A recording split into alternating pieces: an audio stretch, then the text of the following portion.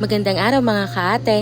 Wala nga ho muna tayong luto ngayon o pagkain. Bale rin video nga ho ay no nakarang araw pat ngayon ko lang ho may upload. Pagpasensyahan nyo na nga ho kung putol-putol ang pag-upload ko dito sa aking account. And for today's video nga ho mga kaate ay pamper day muna tayo. Dahil nandini nga ni ho kami sa The Executive. Dahil nililibre nga ho kami ng pinsan namin. Pamper day nga ho muna at igrab ang opportunity ng libre. Huy, bali anak nga ho niya ni Kajima ang libre sa amin na nasa Santa Rosa branch. At ang gagawin nga ho din sa amin ay puts pa. Pero kakaibang puts pa nga ho din at may pa-massage pang peg.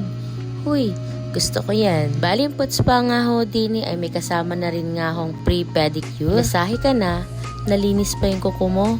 Huy, bali ang kasama ko nga ho din ay yaan si Kamalo. Tapos nga ho si Kajima. Tapos nga ho si Ate G din. Ay siya.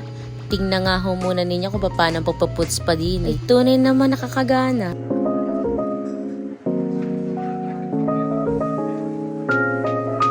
At nung ako na nga ho mga katen sumalang ay tingnan nyo naman si Ate Jessa. At kami naman ay may pa-holding hands pa. Uy, bali na massage nga ho muna bago tuluyan ikaw iputs pa. Para naman nare-relax din naman ho yung body ninyo. Bali mga kaate ari nga hong executive ay madami na nga hong branch. At ari nga hong nandini sa Pinamalayan ay balit tapat nga nila ho ng pilot school. Kaya naman nga ho kung kayo na mapapadaan dini, i-grab nyo na nga ho. Ilalagay ko na din ho mga kaate yung page nila sa comment section. Para naman ho kung may mga katanungan pa kayo, ay pwede ho kayo mag-message. At may nakita pa nga akong dalawang estudyante dyan. Huy, sino kaya yan? O siya mga kaate, bye na muna. Maraming salamat sa panonood!